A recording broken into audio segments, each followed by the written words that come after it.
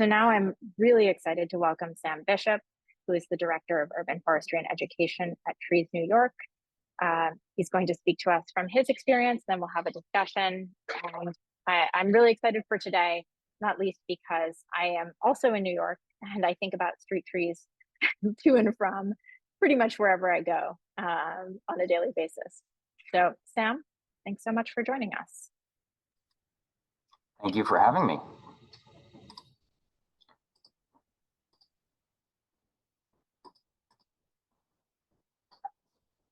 So, welcome everyone. Thank you for joining us today. And for those of you who don't know us, let me start by introducing the organization I work for, Trees New York, which is a nonprofit that has been working very closely with the New York City Parks Department to help care for and prune New York City street trees since 1976. And Trees New York really started as, in essence, a form of adaptation. During the famous budget cuts of the late 70s, there was a group of interested citizens and civic groups and gardening groups that got together and said, if the city doesn't have the resources to take care of trees, is that something they would give this group permission to do with proper training? And so they worked out a curriculum and an agreement, and Trees New York was born. So we've been working with obviously closely with the New York City Parks Department for over 40 years to help care for and prune New York City's street trees. So we're specifically focused in the pruning component on the street trees, but more generally, we work with community groups of all kinds, other nonprofits like community gardens, churches, block associations, bids, basically anyone who has some kind of public or semi-public tree and wants to better learn how to care for it, improve the environment around it, and things like that. So as part of this, I wanted to start out with just a little history of New York City's street tree population. And all of these numbers are from the New York City Street Tree Census. And that's a census that goes out every 10 years, just like the regular census, and at least attempts to count every single New York City street tree throughout the 5 boroughs. So in 1995, you can see we had just under 500,000 street trees. 10 years later, in 2005, we were a little bit under 600,000 street trees. And then in 2015, the last time the count was done, we had just over 666,000 street trees. So there's been a steady increase in the number of street trees in New York through time. And then counting a slightly different way, because the numbers vary a little, but I did a quick count a couple of days ago, and at least according to the Parks Department's records, it looks like right now we have about 734,000 New York City street trees. So of course our urban forest, when we talk about adaptation in the urban forest, is not just limited to street trees. And we think of the urban forest as all the trees in a city, wherever they might be located. So obviously street trees are a component of that, but there's also, as you can see in the picture on the lower right, there's trees in these sort of semi-abandoned spaces, sometimes called volunteer trees, or even though I don't like the term because it's usually used as a pejorative, weed trees. And then on the top right there, you can see other places you can think of. So institutions that have grounds, like a school here, might have trees. Cemeteries. So there's lots of different places in New York that have trees. And when we think about our urban forest, and this is a little different than the actual counting the trees, but canopy cover. So that's the part of the city, if you were looking straight down from like a satellite view that's covered with street tree, that's covered with some kind of tree canopy cover. Our canopy cover is about 57% on city controlled land. So there we're mostly talking parks and street trees, 8.8% on federal and state controlled land, and a little over a third on private property. So that's things like front yards, backyards, spaces like that.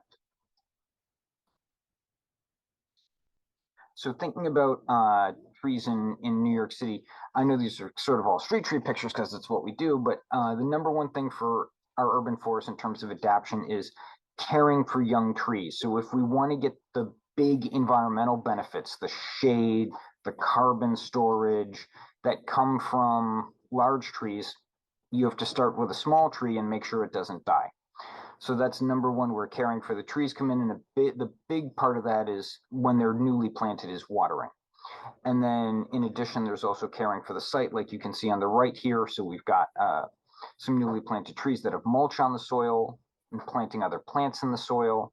All these things help produce better conditions for a tree, be it a street tree or a tree in one of those other sites or private property. And in terms of caring for mature trees, and these are, what we think of as our very large trees, this mostly has to be left to the professionals. The major role of sort of volunteers that we see in this is keeping an eye on large trees and reporting problems, things that need professional attention, so that groups like the Parks Department can get out there and actually go take care of them. On the left, that's a picture of someone taking the diameter of the tree from the street tree census. So even a huge part of adaptation in New York City has been getting the street tree census done, so that every street tree that the Parks Department has a location on the map and a known and exactly mapped GPS point. So Parks knows exactly where every one of its trees are, the kind of tree, et cetera, and then they can do a huge amount anticipating things that they might need to worry about, like which trees are in a flood zone, and so therefore we have to look for flood tolerant trees.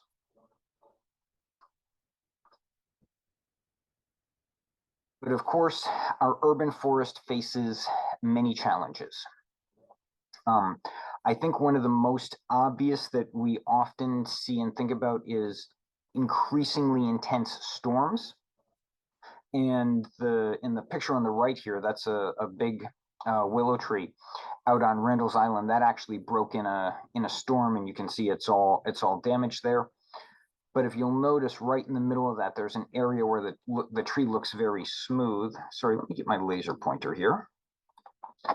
And the bark isn't. So this is actually a very large old wound, earlier wound in the tree, probably contributed somewhat to the breaking. And then there's also, be it on private or public property, trees that have other problems. So this tree on the left, it fell because it actually got hit by some kind of vehicle, a truck or something.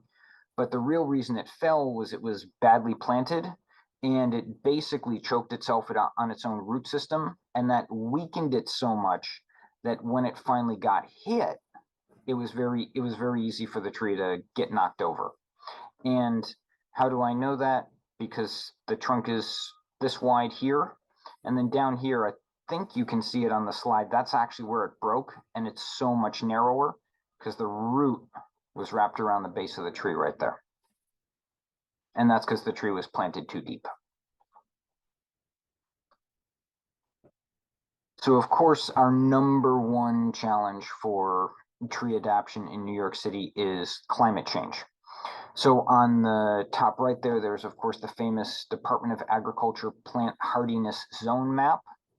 And gardeners may be very well familiar with this and following it. Basically, it maps the lowest expected temperatures for a given area.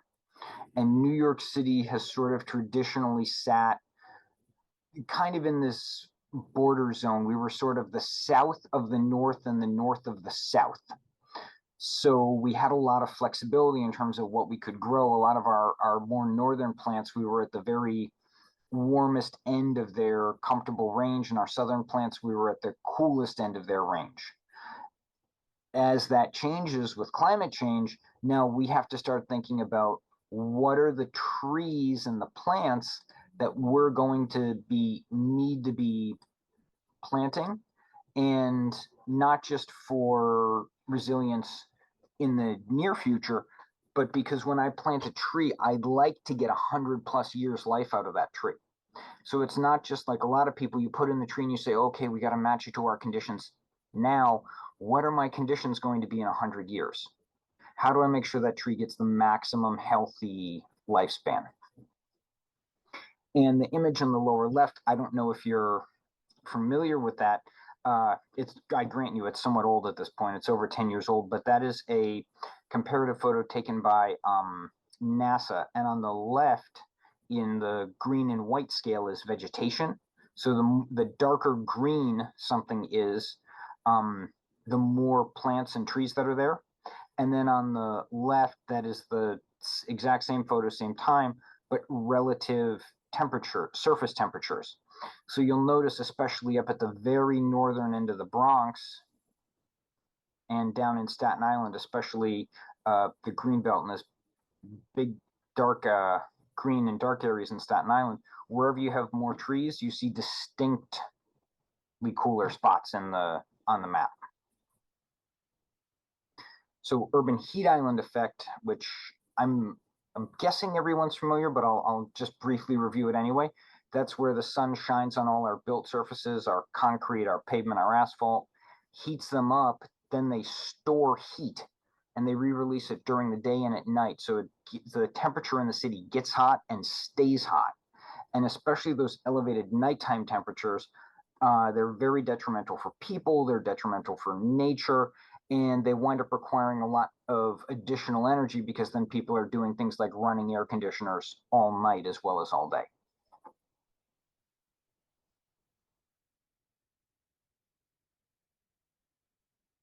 So of course, our next challenge is storms.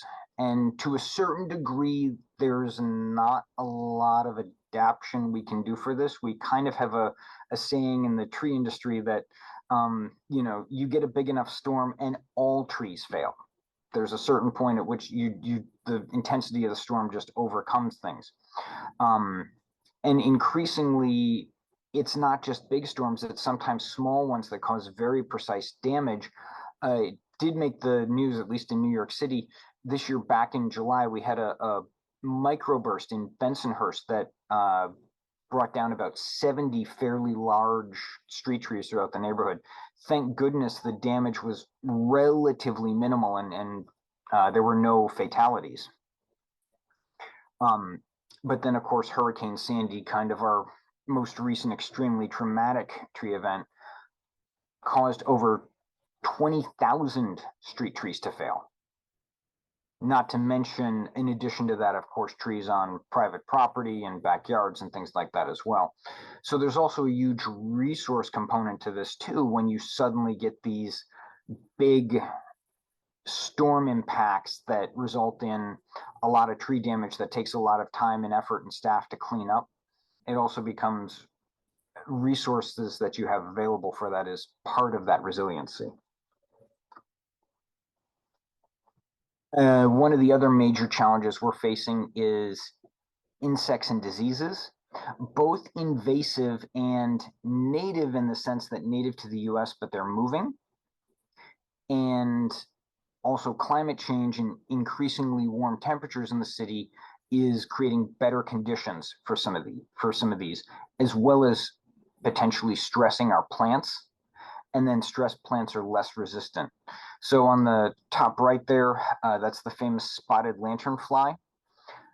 As annoying as they are, good news is they really don't seem to be a tree killer. They can add a little bit of stress to a tree, but to kill a tree, the tree really has to be either very small or already in pretty severe decline and pretty weak. And then the map on the lower left, that's the current status of the Asian longhorn beetle. And at the bottom right there, that's an actual Asian longhorn beetle on someone's hand. And that was a insect that would bore into a tree, and that was much more serious. And in New York City, we spent over 20 years dealing with Asian longhorn beetle and finally managed to get it eradicated in 2019. And had to remove over 10,000 trees in the city from all kinds of different spaces, street trees, park spaces, sort of wildland spaces, and a lot of private backyards as well, to bring that under control and eventually get it eradicated.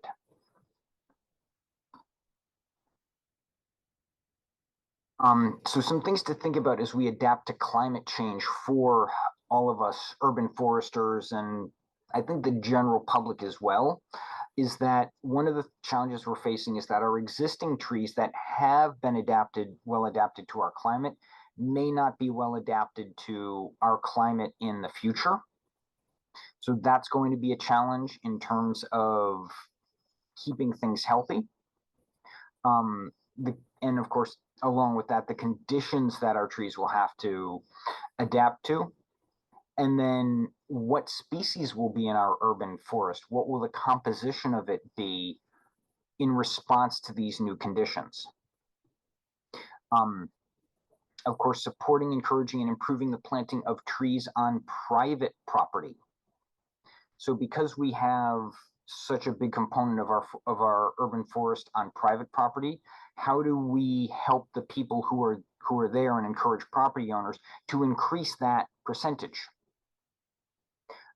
How to deal with pressure for development. If you think of an empty lot that has trees on it, yeah, that's part of the urban forest, but of course, in New York City, especially with our real estate prices, empty lots don't stay empty for long. So when all those trees get removed, that's still a loss of the urban forest. There's a constant cycle to our urban trees of damage from sidewalk repair, utilities, and construction. And this is not just limited to street trees. This is sort of trees anywhere they potentially interface with people. Even think about like a large mall parking lot and the trees along the edge of that parking lot. They're exposed potentially to oil or gasoline in runoff water from the parking lot, from de-icing salt if it's a place where they're using that on the parking lot. We're also facing that in the past, we sometimes made not great planting decisions for urban trees, and we know a lot more about what our trees need now. And there may be a lot of spaces where we've had trees in the past where we just decide that it's not ideal. And then finally thinking about how do we design better spaces for trees so that the trees are in better condition and healthier and better able to adapt to new conditions. So for one of the major is species selection and diversity. During Hurricane Sandy, after the storm, in areas that had been flooded, by 3 years after the storm, 56% of the London plane trees in those areas that had been flooded had died, excuse me, versus 0% for unflooded areas. For red maple, which is a tree that naturally lives in wetter soils, 3 years post Hurricane Sandy flooding, 10% of the flooded trees had died versus 2% of the unflooded. So clearly, London plains do not like to be flooded. At the same time, London plane is also New York City's most common street and park tree. So this is just where species selection comes in, and we're going to have to start focusing more on these things. The good news is that a lot of people are. And doing a better job caring for our trees. So healthier trees are simply more resilient trees. They're able to recover from more damage, and if they're in better condition going into some stressful event like a storm, they're generally in better condition coming out of it as well. One thing to remember is that in a lot of cases, our trees can actually already be stressed from things like lack of water without it being visibly obvious on the tree. And just one funny thing on the tree on the right picture here, I know it doesn't look like much. It's because it's in the spring and it's just starting to leaf out. But on this tree, the central trunk had actually died for some reason. But the tree was healthy enough that it grew basically 2 or 3 new trunks and kind of became a multi-stemmed tree and is hanging on and doing reasonably well in that spot. So in terms of things people can do, the first thing we always say is we want to prevent damage to the tree. So the easiest thing to do is to just not do some bad things to the tree. So don't raise soil around the tree. The same is true for mulch. You want to minimize construction damage. Chaining bikes to trees or doing other kind of damage to the trunk of the tree, including hitting them with weed whackers or lawnmowers. And minimize de-icing salt use. In the case of urban trees, reporting problem trees and requesting trees. And you can do this, sort of wherever you are, as long as it's a tree that's under a municipality. So in New York City, that's via 311 of the tree map. In other areas, that's going to be whoever is in control of those trees. And of course, planting trees, encouraging it on public property, and planting ideally native, but not always possible, on private property. And then finally, caring for trees. So in New York City, the city will let you cultivate the soil, mulch, water the tree, and plant in the tree bed if you follow the Parks Department's guidelines, which are pretty simple. That's a model that a lot of other cities have begun to adapt as well, using some kind of volunteer stewardship program for their trees. So finally, I will wrap up with this picture of one job that we did that we're particularly proud of. This was a line of trees kind of just south of Greenwood Cemetery in Brooklyn here in New York City. And you could see this is a street. It's very industrial. There's no gates to the cemetery on the other side. And on this side, that high fence is the edge of an MTA rail yard. So this place is the definition of urban heat island effect. And we've got some trees now there, and we're starting to get some shade from them. And it's one of my proudest jobs, because it's a tough site too. So thank you, everyone, and happy to take any questions. And there's all my contact information too, if you think of something after the event that you'd like to reach out to me about. And I wonder, Sam, if you can talk a little bit about how you're seeing these impacts play out, like which are the most concerning to you, both in terms of, we talked a little bit about the changing hardiness zone, but so changing average temperatures, but also I'm thinking about, extended periods of drought, extreme heat, which we're seeing in a different way in New York City than we did before, extreme rain events, as well as you touched on coastal flooding and salt with inundation. So, and I'm thinking as well, I was thinking earlier today about these, bizarre events where we have really extreme weather variation within short periods, which I personally, I've seen attributed to climate change. I'm not sure if that's broadly discussed. So maybe what are your thoughts there, and where do you see the impacts being the most severe on the tree population? I'll start with kind of the mix of higher temperatures, longer periods without rain, but then more intense storms when we do get it. And it's beginning to force our tree selection towards like the toughest of the toughest, the tougher street trees. So the problem is that you'd normally like to have more diversity in the kinds of trees you're planting, because that helps make your population more resistant to things like pests and disease. But, if it's something that doesn't have a good chance of surviving because it doesn't have the drought tolerance, that can be an issue. Even within a particular species, sometimes there are cultivars, individual varieties or types of that species that are more or less drought resistant.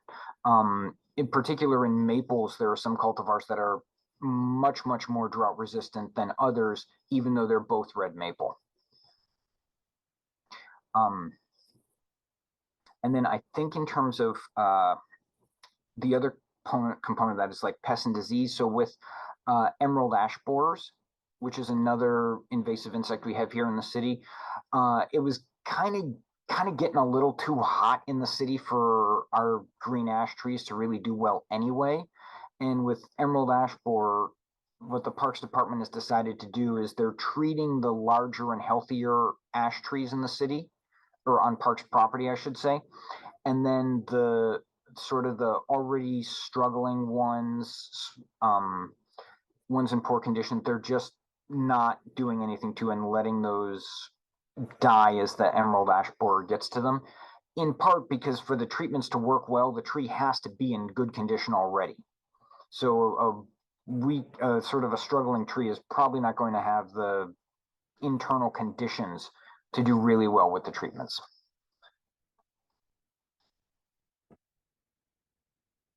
And I think there's a follow-up question in the chat about flooding from salt water and fresh water, and I'm curious to hear more about that.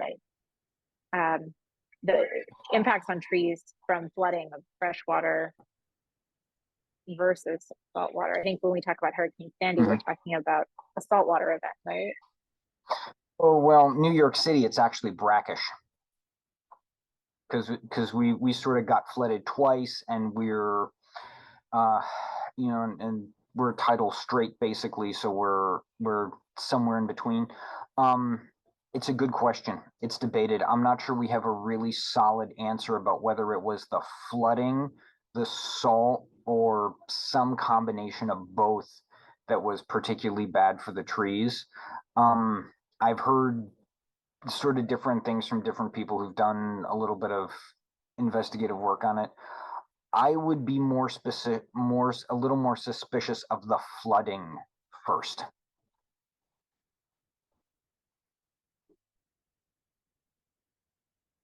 And sorry, was there another question? Not necessarily related to that, but I think, there's some questions in the chat about caring for trees. And I wonder if you could speak a bit more, some people may be part of Citizen Pruner programs or maybe very familiar, but if you don't mind for the audience, talking a bit about how people can care for trees, like what does tree stewardship and maintenance entail? Sure. I know our audience is not limited to New York City here, so this is going to be a little bit specific to your your individual areas, but generally speaking, for newly planted trees, our most important component is water. A tree, as it's transplanted, typically will lose 50% plus of its root system at transplanting. And then, so that means it's lost 50% of its water uptake capacity. So they need to be supported with that watering for the first couple of years to get a really good start. And then the better care you take for a tree over the first couple of years, the sooner you can stop caring for the tree as intensely or sort of let it go on its own. In addition to that, depending on sort of where you are in your situation, and I realize I tend to talk about this in a very urban context, but there may be people who are dealing with municipal trees that are in a much more suburban situation. In an urban context, probably the next thing would be like mulching the soil. So having some kind of organic cover down over the soil. Normally wood chips, can be other materials. It helps hold moisture in the soil. It eventually decomposes to add, hopefully, to add nutrients to the soil. For those who are in a more suburban context, maybe you've got probably got a lot of trees and lawns or grassy areas. One of my main concerns would be keeping lawnmowers and weed whackers away from the tree. And one of the easiest ways you can do that, we go right back to the same thing, is just get a good layer of ring of mulch around the tree. It should suppress mostly or totally the growth of weeds there and the lawn, and then the lawnmower doesn't have a reason to get in close and hit the tree and do that trunk damage. It strikes me that design standards, like in a place like New York City or other urban environments, are a critical part of ensuring that trees have a good start. Are you working on adapting or changing design standards for planting as part of thinking about changing climate? Yes, and this I'll actually put to the Parks Department. They have, over the 18 years I've been doing this, they have progressively enlarged New York City's standard tree bed size. So when I started, it was 20 square feet, 4 by 5. and it's now gone all the way up to 50 square feet is pretty much the norm, so 5 by 10. So the beds are a lot larger. Means there's more stormwater absorption in the bed, just generally better for the tree. Side note, also reduces the amount of sidewalk damage as the tree gets larger because there's less sidewalk around the tree and the roots to lift. So an unexpected additional benefit from benefiting the tree. Parks Department has also massively expanded its list of potential trees to plant. There's now over 300 different species and cultivars on it. So is that, as you see it, a key aspect of adapting the urban forest is having more diversity in tree species? Yep.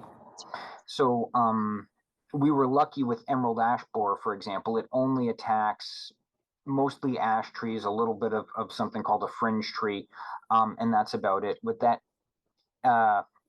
Asian longhorn beetle that we saw, it likes maples, but it attacks a much broader range of trees, including birch, willow, elm, hackberry. The list sort of goes on from there, but it attacked about, it could potentially attack about 55% of our street tree population.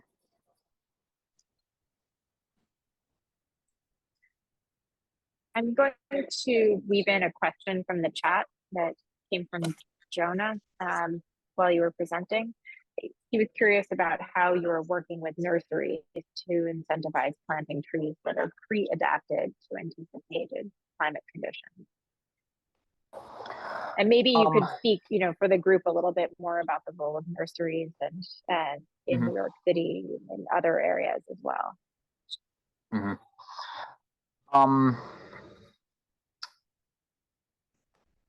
It's not so much the nurseries. In some part, it's influencing the things they carry. Sometimes it's working to select trees that are going to be more resilient, and you just have to start putting those in your plans and creating the demand. The nurseries are always under the pressure of, do I buy a tree that do I get in a tree that I might not be able to sell? Parks Department has countered this by changing the way that they buy trees from nurseries. So they now pre-contract with the nurseries. So before they used to just go out in the commercial market and buy whatever was there. Now they contract grow with the nurseries so that they get the number of trees they want, the species they want, and they specify everything. They specify how they're pruned, they specify how they're cared for. So it's really changed for the better the quality of New York City's street trees. And as there's more and more demand, there are also more specialty nurseries. Sometimes it takes a little more work to find, or you might have to take a smaller size than you wanted, but nurseries that specialize in particularly natives are becoming more common.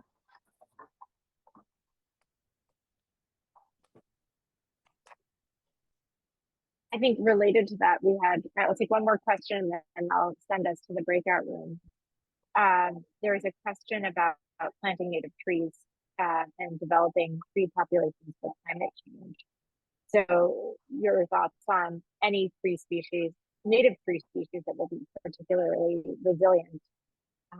And do you see a tension between this desire? You see a lot of discussion about, the importance of planting native species and not planting invasives that choke out competition, and the need to plant trees that are resilient to future conditions. Tree planting and tree selection is always a game of balancing different interests. We have things that are probably on their way out, like sugar maple, except for some of the most heat tolerant cultivars. We also have things that we don't plant, kind of natives that we don't plant a lot of now, but they don't always make a good tree for most places, like our Native American persimmon. But they drop persimmons, which can be a real litter problem, and a big tree can drop a lot of them. So there's a lot of spaces where those wouldn't necessarily work. It's always a challenge. You know, if you've got a space that can sort of go unmaintained a little more, something like a park space or where litter on the ground is acceptable, that usually opens the door to a lot more native trees.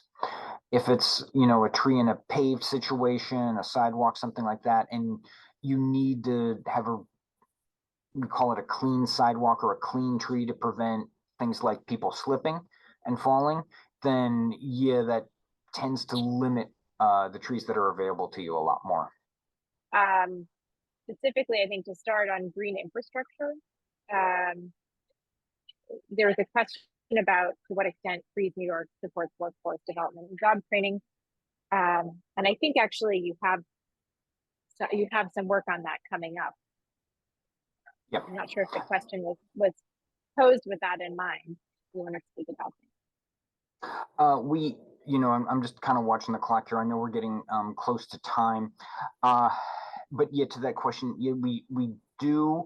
We have a project we're working on planting at a couple of New York City Housing Authority sites right now, and there's going to be a green jobs component of that, and then there's also our summer Young Urban Forester internship, and that's where we work with rising seniors, so students who will be going into their senior year of high school as paid interns over the summer, doing a mix of tree care and education.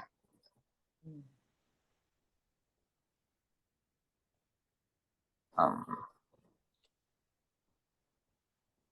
Nice. That's great. And I think I want to talk a little bit more about green infrastructure. I mean, you were talking about how citizens are welcome to plant tree pits as long as they follow guidelines.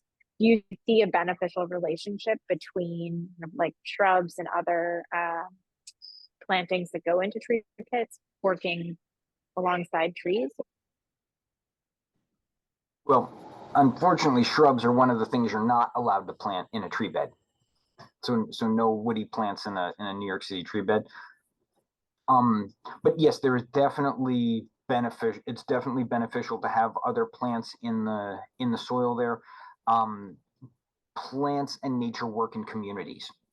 You know, find a place in nature that's got a tree growing out of the middle of an empty patch of bare soil.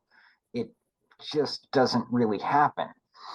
So when you have those other plants in there, they enrich the soil, they support more diverse communities of all the biological forms of life in the soil, fungus, bacteria, amoeba, you name it. And basically, it just improves the soil and creates better growing conditions. Are there organizations that you're aware of, or that, I think with all of these questions, like we're talking about New York City, but let's also think about other cities that have similar programs or similar challenges. Um, so alongside the Citizen Pruner program, are there other organizations that are working in tree beds or thinking about these other challenges that could could be coexisting, so that we're taking care of tree pits along with pruning trees and stewarding trees in a more integrated and coordinated way? Um, are you thinking for New York City or more broadly? I'm thinking for New York City, but also, to as a lesson for elsewhere. Wait, I feel this is a little bit of a loaded question because it's like there's a long list and I'm worried I'll forget someone and they'll be wind up being mad at me. Let me A start few with the examples then. the Yeah. Parks Department's stewardship program, which works on both street trees and park spaces. So depending on what your different taste is, they have all kinds of volunteer opportunities for that. And then in terms of other organizations, there's a number of different organizations that work in uh, or have controlled different New York City urban gardens. So there's Green Thumb, which is part of the Parks Department.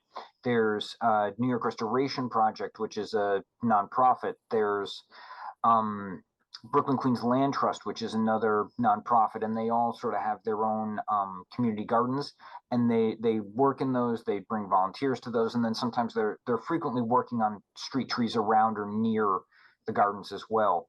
There's Gowanus Canal Conservancy, which works right around Gowanus Canal and has a focus on the canal, but that includes street trees as part of rainwater and pollution mitigation. For the canal, there's a large number of things like block associations or just little neighborhood tree care groups or business improvement districts that do some degree of volunteer tree care.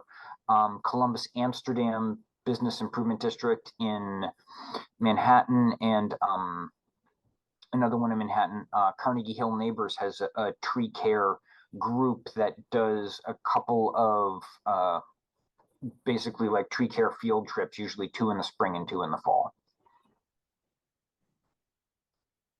Perfect. I mean, there's no shortage, right, of organizations. I think to the extent that we can help people who are interested connect, and also I imagine folks who are joining us outside of New York City maybe looking to some of these programs and thinking about, you know, how they can replicate them or create similar programs elsewhere. There are a lot of questions in the chat about fruiting trees, so I think we should go there for just a moment. And maybe you could speak about what are your thoughts on how we can make fruit trees possible in neighborhoods. I know we talked about the need for spaces that are a little less maintained. But it seems like that ties in as well to conversations about urban agriculture, urban foraging, and local food. Yeah, this is where the urban forestry gets tricky. I would say for fruit trees, like, you're really looking at something that's not on a street per se, something that effectively has grass or mulch or some kind of other context